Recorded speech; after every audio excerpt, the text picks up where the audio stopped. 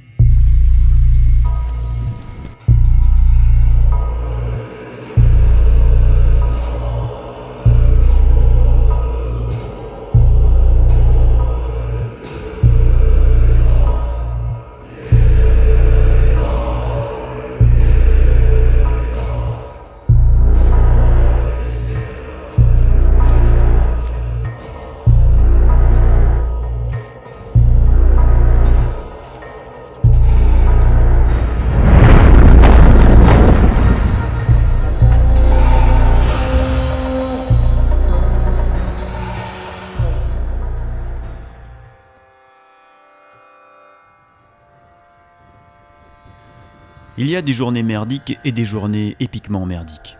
Oubliez les préliminaires, dès le départ, j'ai été confronté à des murs de sable de 300 mètres de haut, où à peu près toutes les difficultés techniques s'étaient donné rendez-vous. J'étais tellement concentré que j'en ai oublié de boire et manger. Mais l'essentiel est que je suis bel et bien rentré dans le Badain-Jaran, que je suis entier et que grâce au portage solaire, je déplace 200 kg de charge sur des montagnes de sable.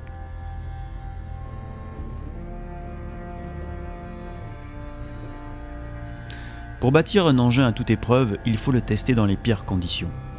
C'est dans la démesure du Badain-Jaran que j'ai décidé de tester Solar Explorer, un portage solaire qui accroît les limites d'autonomie de l'homme en milieu désertique. Tout ce qui ressortira de cette expérience sera forgé dans les pires conditions.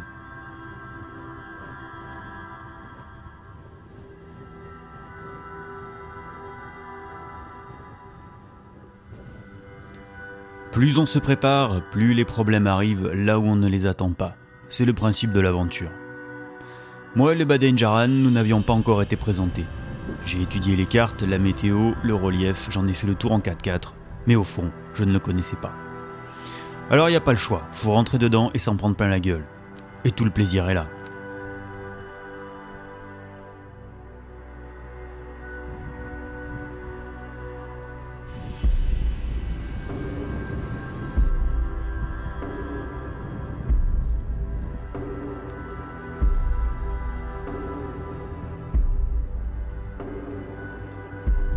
Ouais, j'avais jamais vu des dunes aussi hautes. C'est impressionnant.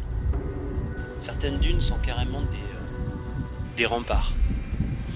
Ce matin, dès que je me suis réveillé, j'ai démarré, j'ai un roulement à billes au niveau de l'arbre moteur qui a pété. Et en fait, ça a coincé le moteur. Après 2 démontages d'affilée, ce qui m'a pris jusqu'à 9h du matin à 14h, j'ai compris que c'était ce roulement. Donc je l'ai enlevé. J'espère que ça n'a pas posé de problème. Il m'aura fallu 3 jours dans l'ombre pour une étape de 20 km. C'est assez étonnant. Enfin étonnant, non. Quand on voit le décor, c'est pas étonnant. C'est pas étonnant. J'ai quand même passé le 2e jour entier à essayer de sortir d'un col. J'ai dû décharger 2 ou 3 fois, creuser des dévers pour que le chariot ne se renverse pas. J'ai endommagé une partie de mes freins. Tout va très vite. Une mauvaise réception, le chariot tombe, on essaye de le retenir, on met le bâton là où il faut pas, on casse un truc, on tord un truc. Les pentes sont très fortes, les montées sont raides, donc il y a aussi des problèmes. Voilà, le Baden Gilin. Allez, en avant. Je m'efforce de ne pas penser à mes ennuis mécaniques. Tant que ça roule, j'avance. Mais si l'assistance solaire fait défaut, à part sur du plat, je ne bougerai pas 150 kg d'eau et de nourriture.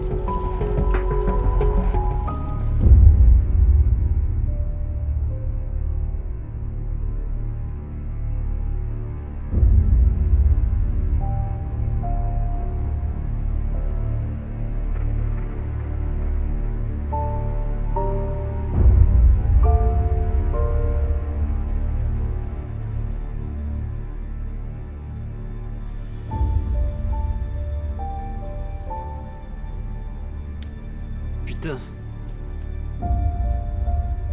c'est vraiment une vision d'enfer, hein. En termes de châtiment, de punition, de vision de l'enfer, c'est vraiment abominable ici. Alors autant quand les dunes elles étaient grandes, ça faisait des vallons entre. Mais alors là, c'est un bordel. Comment tu veux que je fasse plus de 5 km par jour? C'est impossible.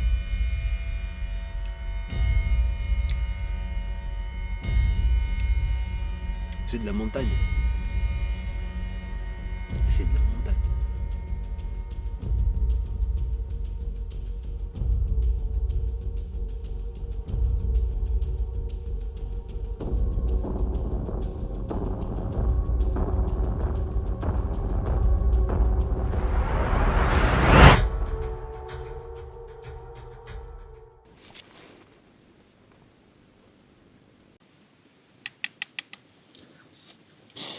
Ouais. Ah l'enculé là.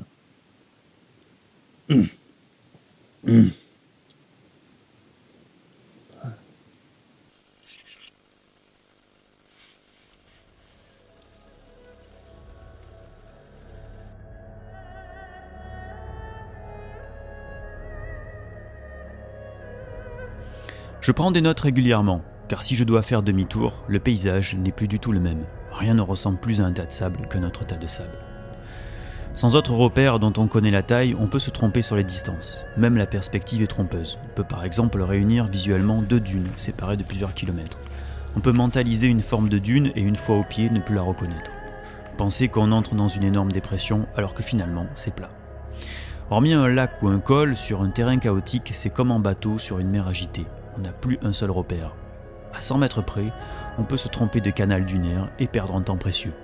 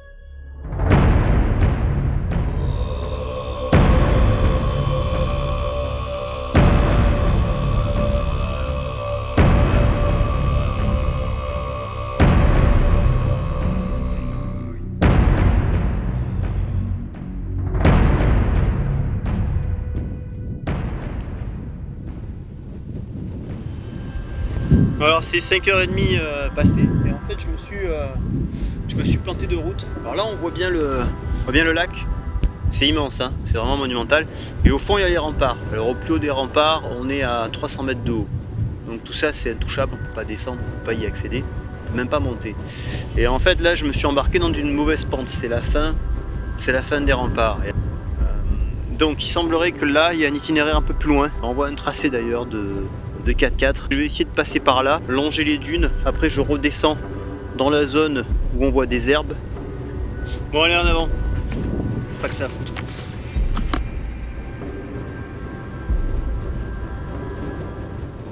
Les traces de 4x4 que vous voyez de temps en temps viennent d'une famille mongole qui élève des chameaux près des lacs. Je fais attention de ne pas toujours suivre leurs traces. Car en 4x4, on se sert de la vitesse pour franchir des obstacles et les chemins d'aller et de retour sur les cols ne sont pas toujours les mêmes. Je me suis retrouvé plusieurs fois coincé en suivant le passage des véhicules. C'est aussi le risque d'affaiblir son sens de recherche d'un itinéraire en suivant bêtement des traces.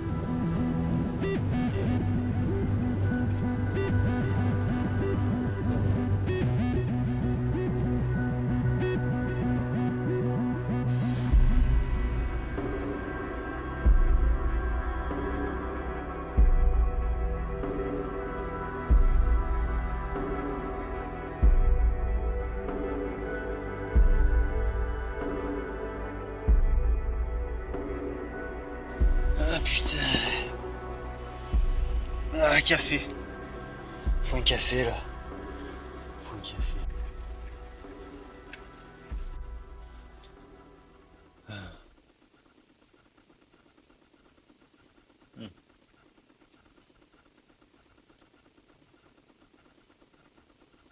Pas un café Shintok. C'est pas.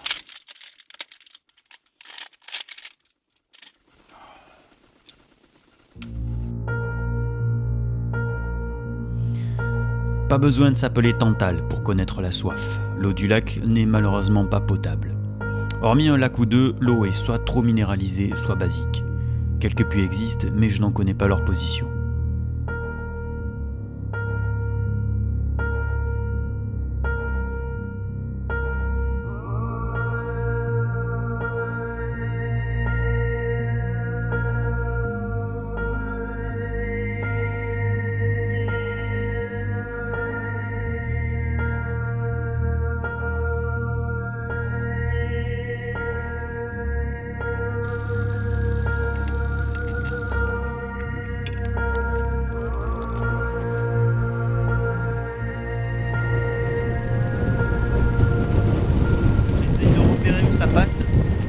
Là on est quand même sur des grosses dunes avec des grosses pentes. Donc là je peux monter jusqu'ici. La redescente me semble compliquée là. Je vais m'avancer un peu pour voir si ça passe, parce que ça sert à rien que je m'engage jusque là s'il y a rien qui passe. Le lac est tout là-bas. Alors le vallon en dessous a l'air pas mal. Il me semble voir des traces d'animaux. La question est comment rejoindre ce vallon. Je vais monter sur la crête pour voir comment on récupère le vallon.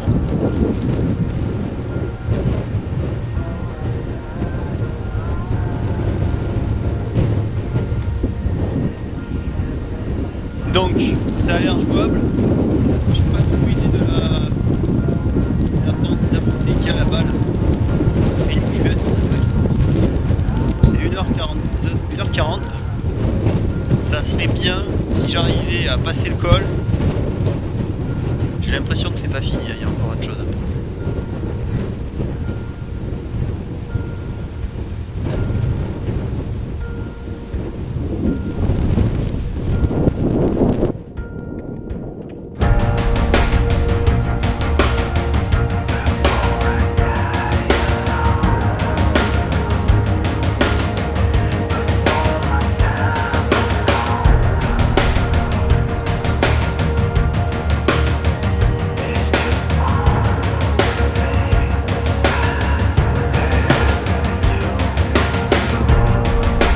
J'ai niqué la journée là.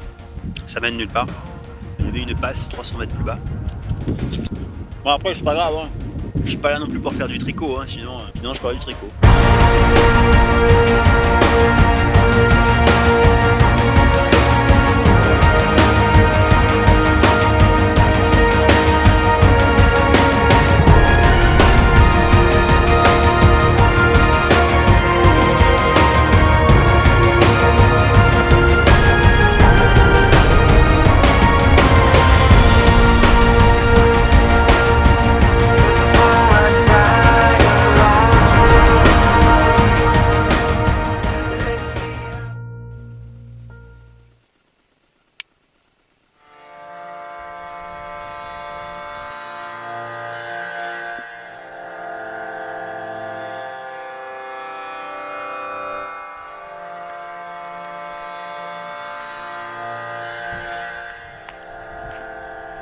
crois qu'il faut savoir profiter des instants de calme.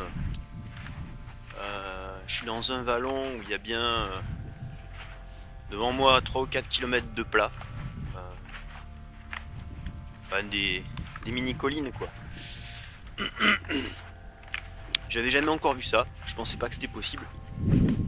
Je pensais que ici tout n'était que galère. Et donc c'est un problème de tenir la caméra et de freiner le chariot en même temps. Comme j'ai que deux mains, j'ai l'accélérateur en main droite et le frein en main gauche, je suis un peu embêté. Donc là je profite de la descente, je fais tout sur le frein. Donc je profite aussi de bénéficier des performances de la machine, du chariot, puisque dans ces cas-là, j'ai quasiment pas à tirer, hein. Le soleil suffit à charger la batterie et à ce qu'il avance et tire sa charge tout seul. Donc vraiment, sur ce type de terrain, c'est particulièrement efficace.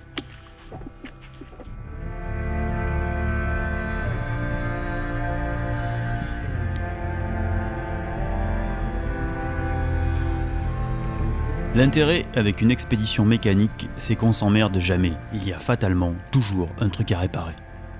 J'ai l'impression que j'ai une fuite hydraulique. J'arrive pas à savoir si c'est l'eau du réservoir qui a coulé sur le flexible ou si c'est vraiment une fuite. Je suis pas dans la merde. Si j'ai une fuite là, je vois rien quoi.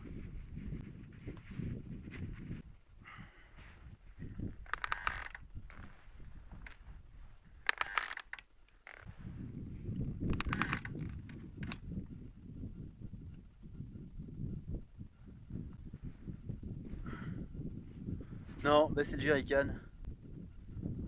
L'enculé, il m'a fait peur, hein. Putain.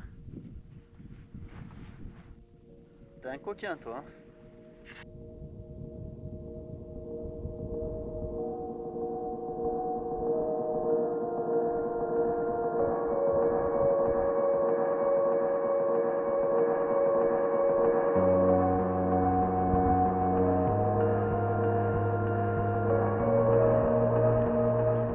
L'ambiance est détendue. Comme je progresse plus vite et que je ne suis pas cerné d'immenses remparts de sable, je me permets enfin des pauses.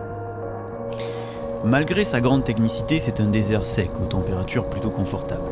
En hiver, la nuit, la température peut tomber jusqu'à moins 25 degrés. Du coup, on n'est pas dérangé par les insectes, les serpents ou les scorpions. En outre, cela amène un déficit hydrique faible, donc des performances en distance grâce à l'économie d'eau et un confort alimentaire non négligeable puisque la nourriture fraîche se conserve.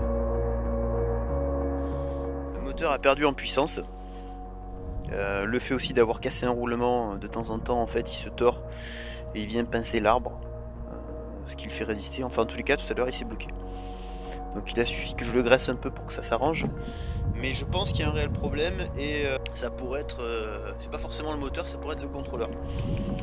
Donc comme j'ai un contrôleur de RAB, il faudrait que je vois si en changeant le contrôleur, eh ben ça peut-être que tout va se remettre à marcher correctement.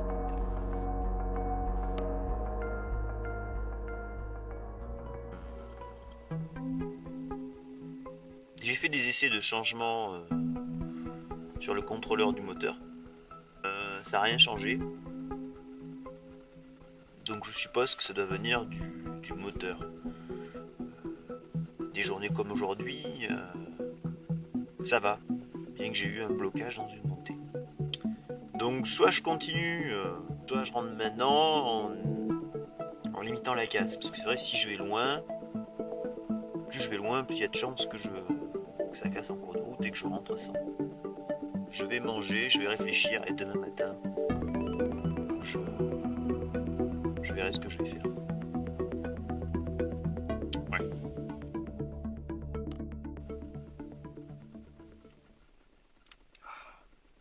Heureusement qu'il y a le café du matin.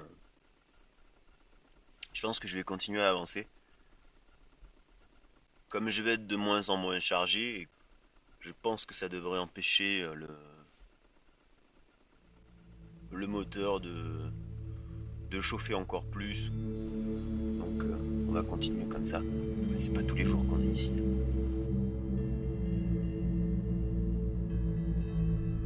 Si je n'avais pas oublié mes clés Torx pour démonter la coque du moteur, j'aurais pu m'éviter une angoisse inutile. Il va me falloir attendre 3 semaines pour connaître le vrai problème. En fait, je le connais déjà, il est dans ma série d'interrogations, mais comme je n'ai pas accès au bobinage, je ne peux pas éliminer les problèmes électriques. Et donc je m'interroge sur ce qui n'existe pas. La vie, c'est comme ça, des fois c'est con et ça pourrait être encore plus con. On fait avec et on fait avec soi-même.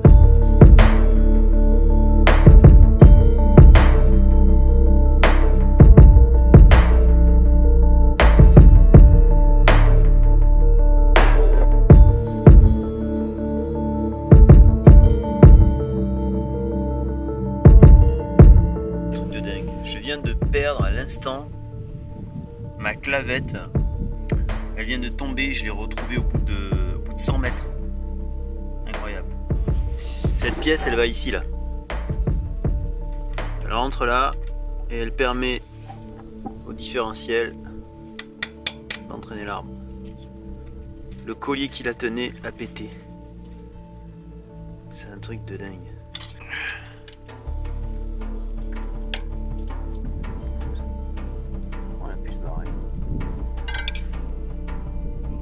Ah ben c'est ça, de prendre des vieux colliers de plomberie, hein.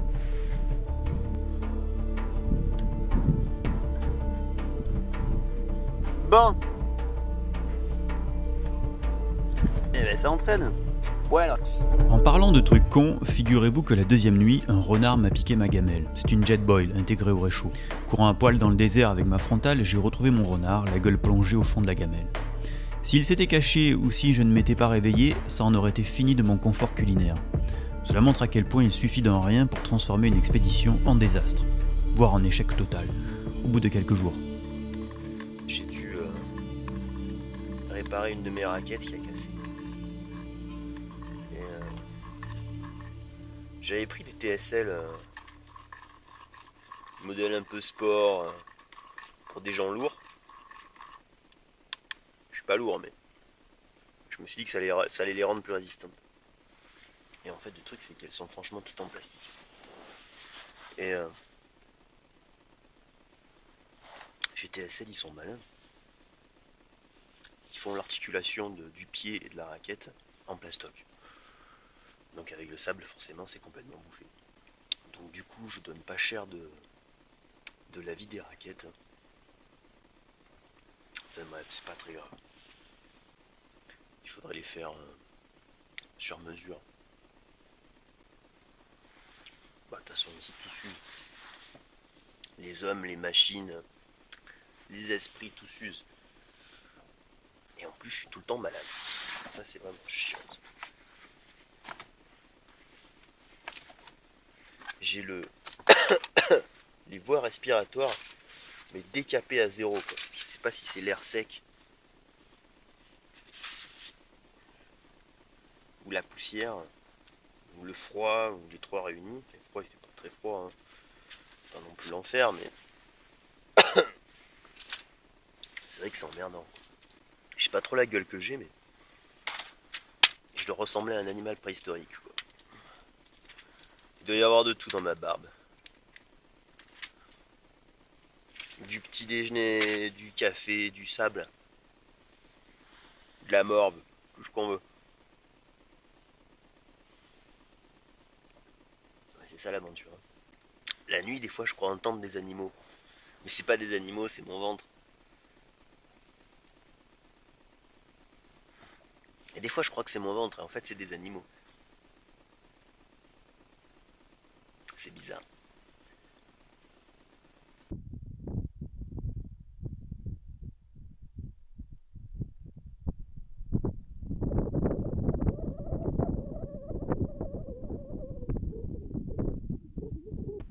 Bah, la liste des emmerdes continue.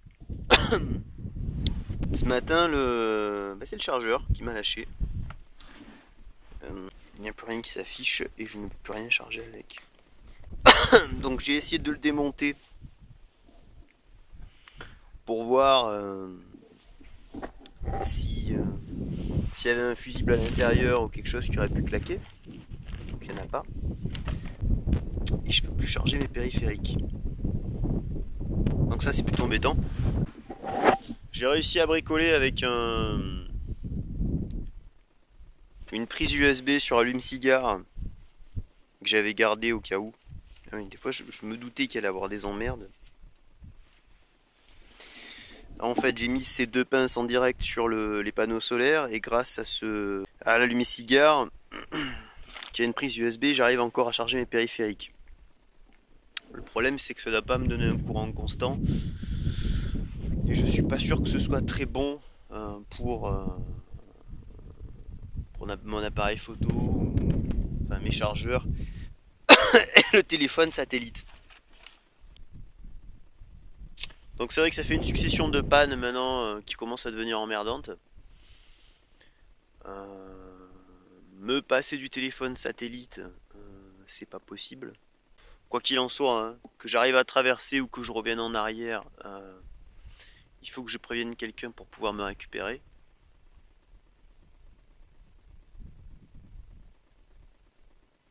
Donc si des fois j'ai un problème avec le téléphone satellite, qui s'allume tout seul, ou qui se décharge, c'est vrai que ça commence à faire beaucoup de problèmes. Donc je serais bien tenté de pousser jusqu'à mon étape suivante. Et là de prendre la décision. Il fait un froid de canard en plus ce matin.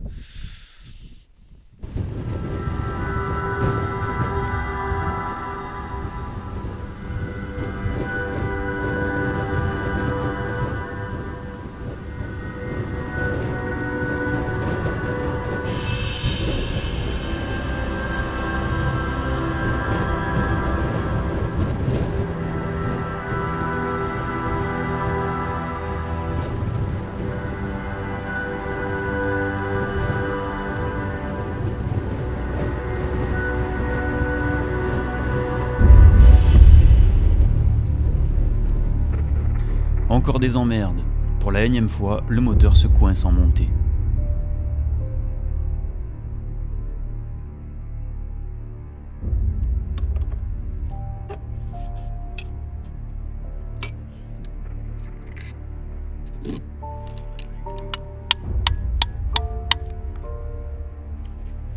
On voit bien toutes les traces de frottement sur l'arbre. Toutes ces traces là. En fait, elles ont été provoquées par le pignon depuis qu'il manque le roulement à l'intérieur. Tout ça à cause d'un putain de roulement. Bon, dans l'immédiat, j'ai pas d'autre choix que de passer un coup de papier de verre sur les deux pièces parce que là j'arrive même plus à le rentrer, c'est pas possible, donc je repartirai pas. C'est peut-être un signe que l'électronique soit tombée en panne aujourd'hui parce que je serais allé plus loin avec ça, ça aurait été un carnage. Je me serais fait confiance sur un terrain facile et ça va casser plus tard quoi. C'est vraiment con hein, ça tient à rien. Putain c'est trop con quoi. Je ne le sais pas encore, mais le moteur n'a rien. C'est juste la perte du roulement et le frottement permanent du pignon sur l'arbre qui abaisse les performances. Putain, s'il y avait eu plus de jeux.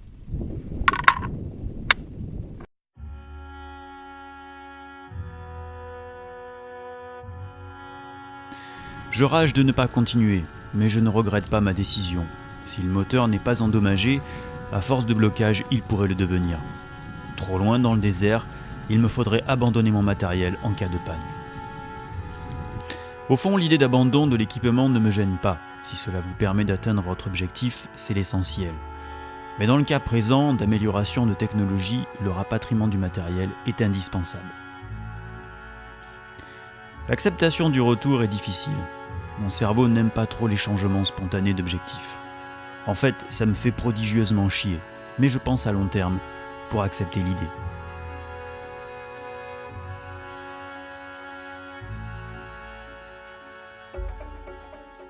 Un peu de bétadine autour pour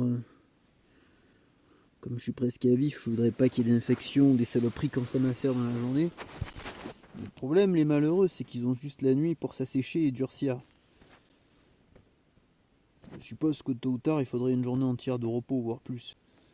Le problème, c'est que quand tu tires une charge, tu as tendance à être plus penché en avant. Donc en fait, tu as une position différente dans la chaussure. Donc du coup, ça vient frotter à des endroits où t'as pas forcément de frottement. Sans compter que quand tu es dans les montées, ça te tire en arrière. Donc tu as le talon qui vient se bloquer contre la chaussure. Et donc là, ça morfle. Pour pas t'emmerder le soir, tu bricoles.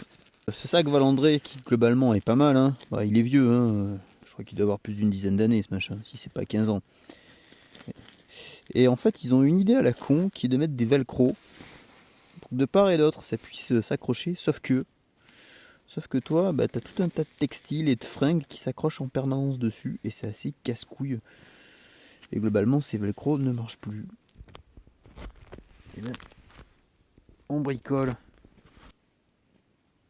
Comme ça au moins je vais arrêter d'abîmer l'écharpe de ma femme, qui a le mérite d'être très chaude.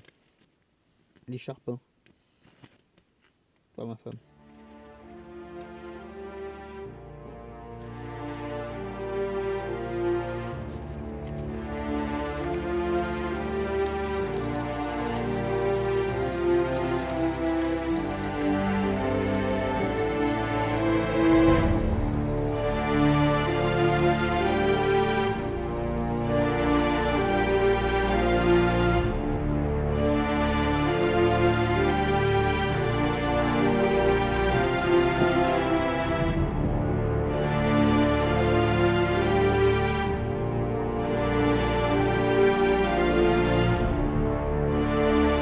Vous savez pourquoi je suis là, dans ces paysages extraordinaires, sans âme qui vivent, à marcher toute la journée? Parce qu'il n'y a personne pour m'emmerder. Pas de télé, personne pour te dire quoi penser, pour te faire la morale, pour te foutre un PV, pour t'expliquer comment bien vivre, pas d'idéologue bien pensant. Ici, je touche un instant de grâce, où l'intégralité de l'humanité bien pensante me lâche la grappe.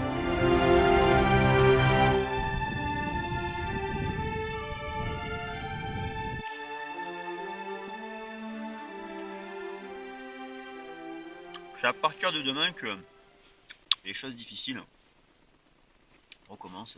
Demain matin, je passe par le col où je me suis planté. Bon, ça c'est pas compliqué parce que là on est sur le plateau qui est au-dessus du col. Donc à part une traversée un peu casse-couille, c'est que de la descente. Par contre, demain, il y a la remontée du lac. Et après c'est que ça va être 3 jours de difficile.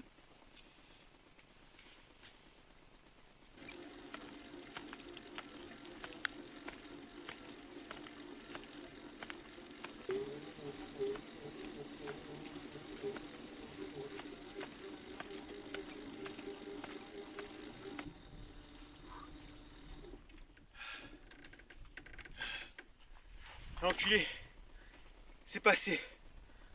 Oh putain, j'y croyais pas. Ah l'enculé.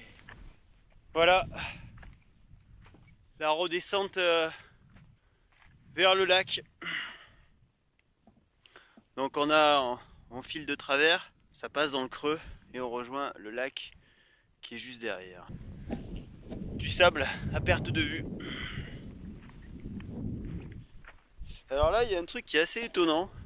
J'ai pas eu le temps de le filmer encore. C'est ça. C'est qu'il y a beaucoup de sommets de dunes qui en fait sont humides dessous. C'est assez étonnant. Je sais pas d'où ça vient.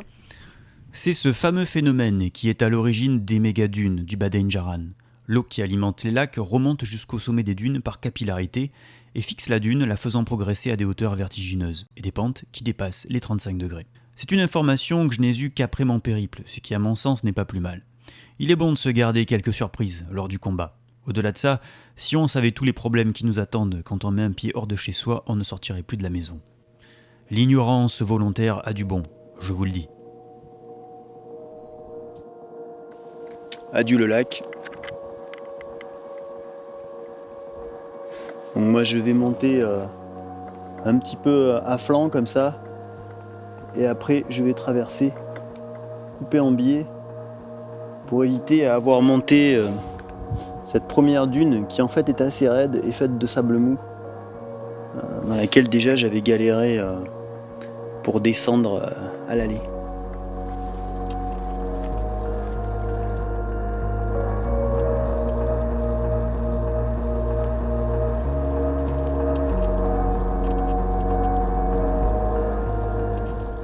Ne vous trompez pas, le problème, ce n'est pas la pente, c'est la consistance du sable. Et c'est un problème que je suis en train de résoudre. Si vous attendez l'hiver prochain, vous saurez tout. Ah.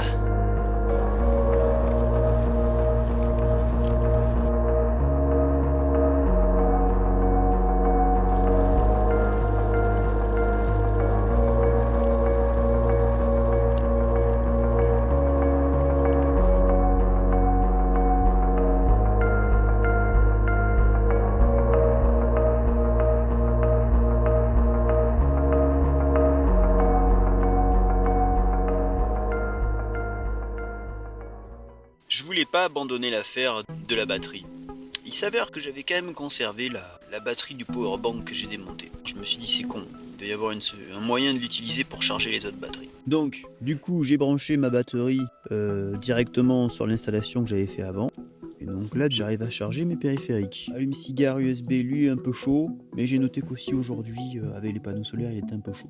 Je suppose que c'est normal, puisqu'il est censé quand même transformer ce qui arrive en seulement 1 seule ampère. Donc forcément, il fait résistance. Je vais essayer dans la soirée de charger un maximum de batterie. Comme ça, j'aurai plus besoin de m'arrêter tout le temps.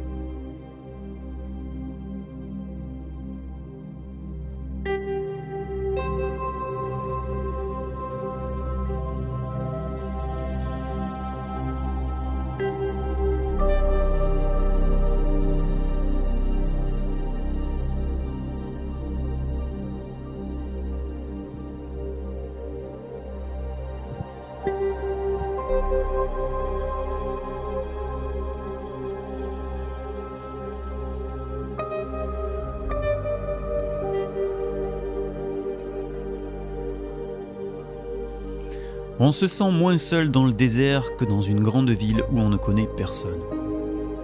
Ici, on est confronté à soi-même, on parle à son ego, comme à un ami imaginaire. Si vous avez des comptes à régler avec vous-même, c'est l'endroit idéal. Moi, j'ai réglé les miens, donc je discute technique et je me raconte des blagues.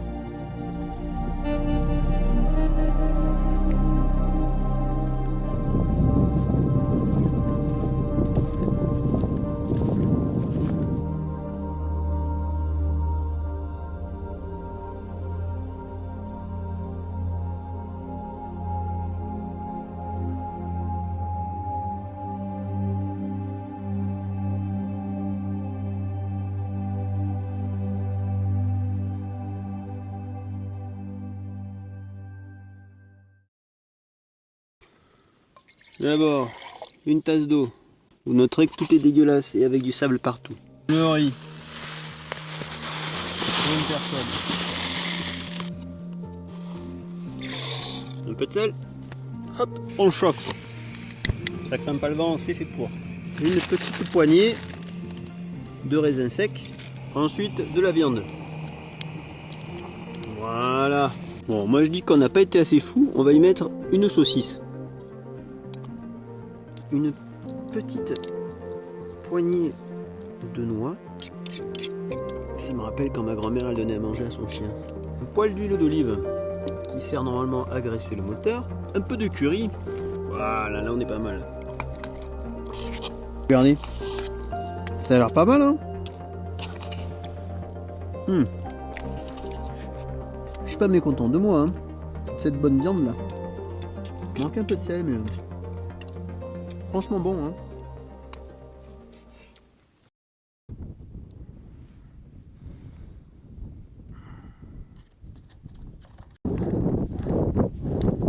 Bon, je suis allé faire un petit tour de prospection. En effet, j'avais oublié mes galères du premier jour. D'abord, il y a cette cuvette à passer. Voilà, sur le côté, on peut oublier. Derrière, je peux plus ressortir si je passe tout droit. Donc, il faut que je passe là. C'est bien là où je suis passé le premier jour. Et après, juste en dessus, il y a un dévers hyper raide. Je me rappelle avoir déchargé et carrément avoir creusé un passage avec mes raquettes. Et après, derrière, c'est pas fini. Ça va être un sacré bordel. Je comprends que j'ai eu un peu un coup au moral quand j'ai débarqué ici.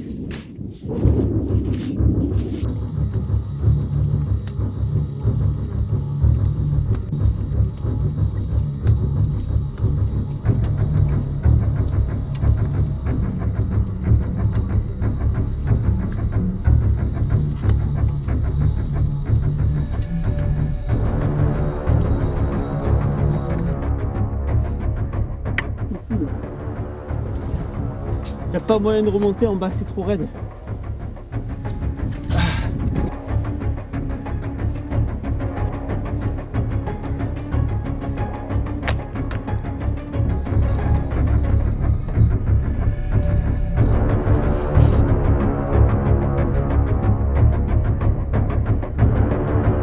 Tu m'as envie de casser les couilles, je veux dire.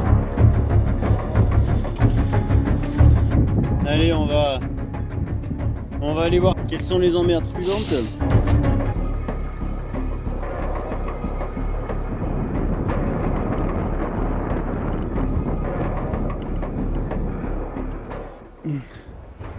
Ça, c'est pas possible. Ça, non, ça passe pas. Je vais m'enfoncer pendant des heures et le moteur il va coincer. On va aller voir plus haut. Je pense qu'il va falloir tenter de passer à vide. Je vais me mettre au cul du chariot et putain mais c'est fou, hein. C'est fou que ce putain de col me pose autant de problèmes. Putain, il y a quoi? Il y a 6 mètres, quoi, c'est rien. Je vais voir un peu. Putain, c'est mou de chez mou, quoi.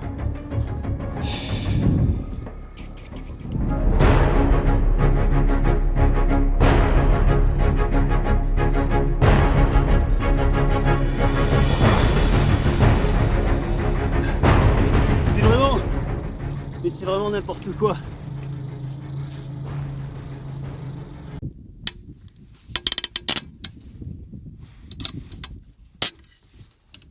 Là, j'en ai fait une pas mal. Je vais vous raconter ça. Heureusement que j'ai tenu un journal de bord à un moment donné.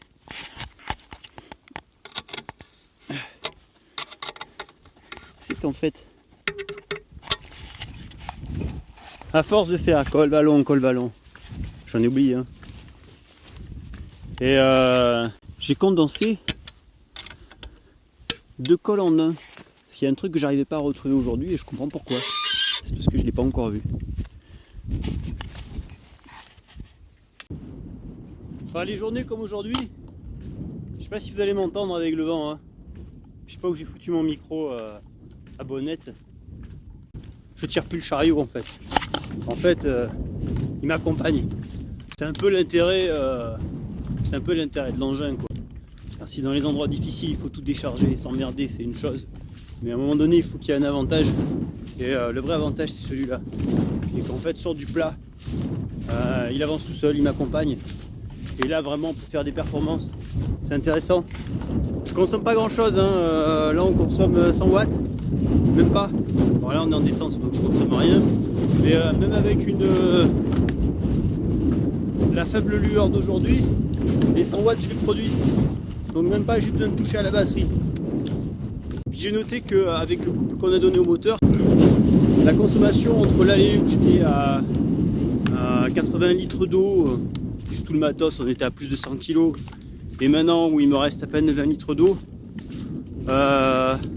sur ce ce type de terrain, la consommation est la même.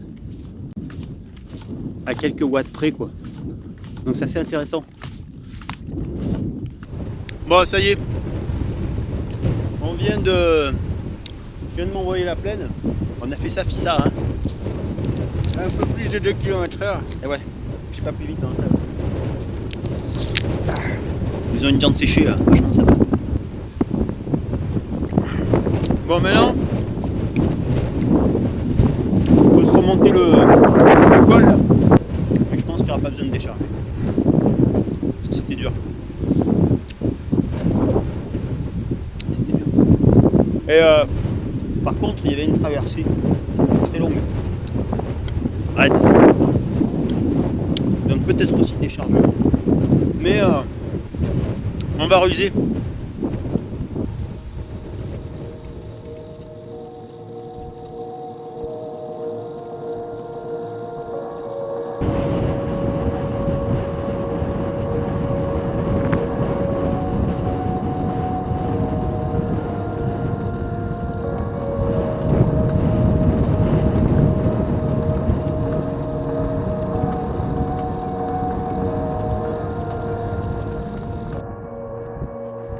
Bon, le chariot, il n'y a pas trop le choix. Passer légèrement en travers et ici monter. Globalement, le sable n'est pas trop mou. Après, la redescente c'est ok, la remontée là, je me rappelle, ça se fait bien et c'est là où il y a une traversée à la con. Après, c'est presque sorti d'affaire.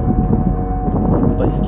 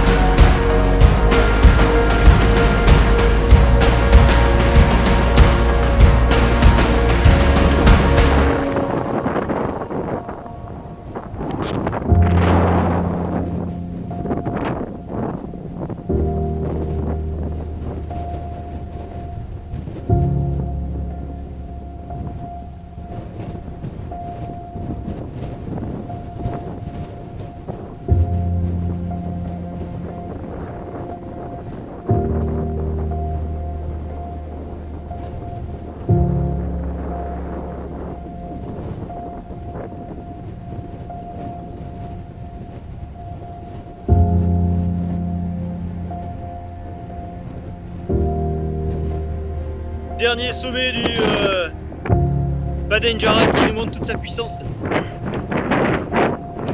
Derrière moi la vallée, la grande vallée, ça je suis sûr maintenant c'est la dernière.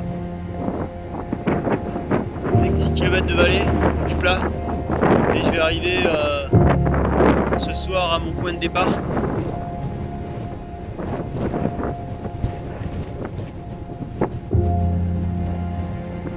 Ça aurait été une expérience extraordinaire, même si j'en ai chié pour être bien.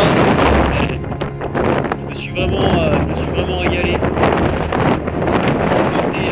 à cet élément.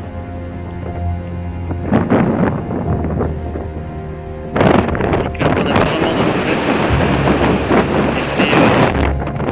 Et c'est franchement pas plus mal. C'est un vrai beau terrain d'aventure. Il y a encore des choses à y faire. Je le traverserai plus tard. Wouh!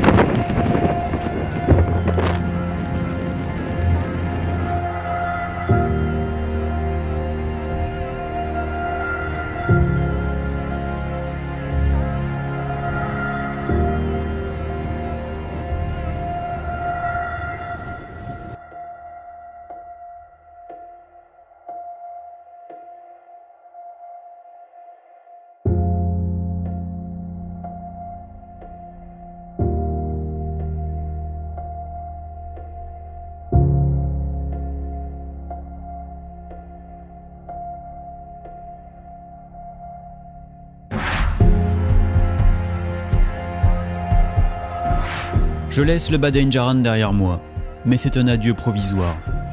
Le moteur n'a rien, maintenant je le sais, c'est ce foutu roulement à billes qui m'oblige à rentrer plus tôt. Je suis confiant et je sais comment maintenant résoudre la plupart des problèmes que m'a posé le Badenjaran. Il me faudra 6 mois pour apporter les modifications nécessaires à mon équipement et mettre en place une nouvelle expédition. Je ne saurais assez remercier tous les gens qui m'ont aidé dans cette aventure. Au travers de ce film, je pense que maintenant chacun comprend l'importance de sa contribution. Si vous voulez vivre heureux, menez vos idées jusqu'au bout. Soyez honnête avec vous-même, ne regardez pas la télévision et ne vous laissez jamais dire ce que vous avez à faire. Un homme doit faire ce qu'il a à faire. C'est une expression de John Wayne qui résume assez bien le fond de ma pensée. À dans 9 mois pour mon retour dans le Badenjaran.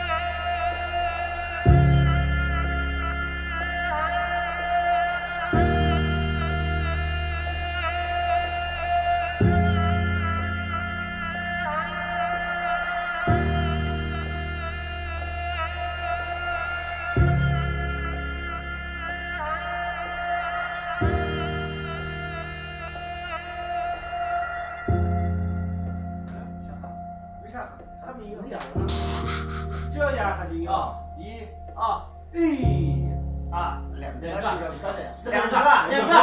没有两个，哟，两子啊，这两子啊，这是哦，两个样子，哎呀，两个样子，赢了两圈了啊，就好的，那咋控制嘛？我们来试试看，来，1、2、3，你们来试试看。哎呀，把这个抽哈，哎呀，我是来，还最后是个了，啊，那都是来是吧？好的，来，1、2、3，你们俩试试看，调调，别的比不了，你们俩比不了，看啊，来，这目标，就这个，就开心，是，一样，完了。